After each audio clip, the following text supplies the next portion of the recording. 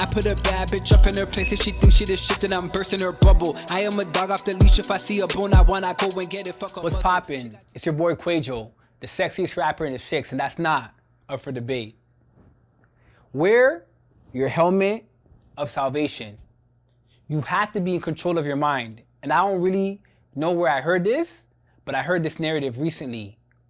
There was a king, and the king was walking, and people would compliment this king. You're the greatest king ever. You're so handsome. You're the king of all kings, etc., etc. And he had a servant who would trail behind him and whisper in his ear, "You're only a man." The king had that done just so that his ego wouldn't get the best of him, allowing him to believe these things that were said about him, and then be higher than life. And really, that was a very strategic way to keep level-headed and remain humble on his part.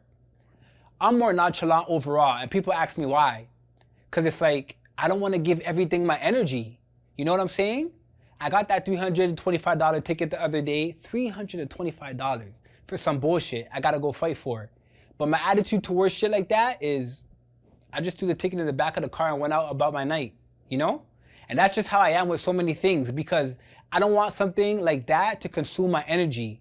I don't want the fact that this unfortunate situation is now going to control me, because if it's just a $325 ticket that I could pay, imagine something else. Like imagine like a death in your family. Imagine you losing $100,000. It's like if you react to everything how your mind wants it to, things will control you. You're not in control of your life. You're not. You need to first be in control of your mind, and then you can be in control of your life.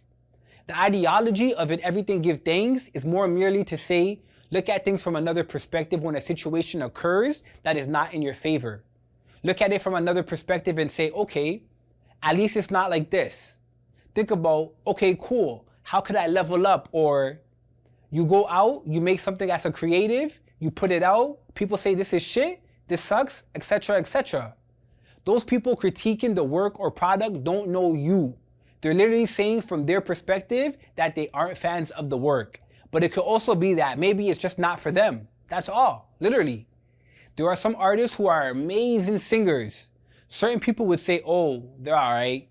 They're not for me. They're not my favorite. Some others will even tell you that they suck. They obviously don't suck. Either you're talented or you're not. You either have a voice or you don't. But at the end of the day, those opinions are subjective, and it all boils down to personal preference. I've also heard this statement. I believe I heard it from Tay Lopez, and he says, don't be the bitch of your own mind. And it really connected for me.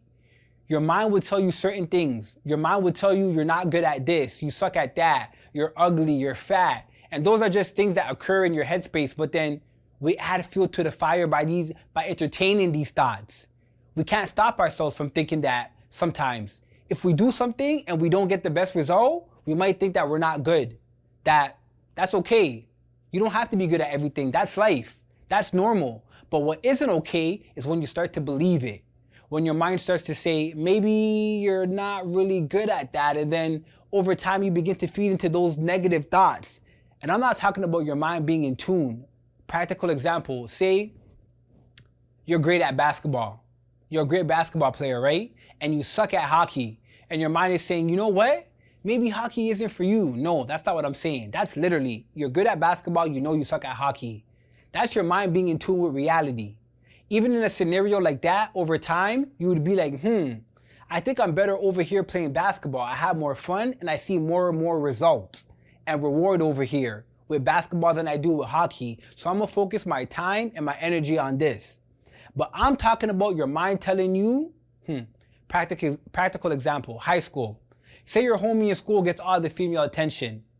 And so your mind's telling you, maybe the girls don't like you. Maybe you're ugly. No, that's not it. I mean, you might be ugly, but don't focus too much on that. Maybe you don't know how to present yourself in the best way yet. You know what I'm saying? Drake would talk about how he had a crazy hairstyle. And until he had a crazy hairstyle, until one of his friends would introduce him to a barber that changed his life forever. See what I'm saying? It could be something so small like that. You're there thinking, oh, the girls don't like me because of this and that. But in reality, you just don't know how to present yourself in the best way yet. You can. You're not putting your best foot forward in a well-fashionable way that the females like. Thus, we end up back at perspective. Everything is always perspective. In everything, give thanks. And be careful, watch your perspective. If you found the information in this video helpful or relatable, I'm gonna ask that you like and comment and share it with somebody that you feel like it'd be beneficial to. Follow me on all social medias under Kwaejo and subscribe to my YouTube channel at Kwaejo. Until next time, get 'em. A.E. I put a bad bitch up in her place. If she thinks she the shit, then I'm bursting her bubble.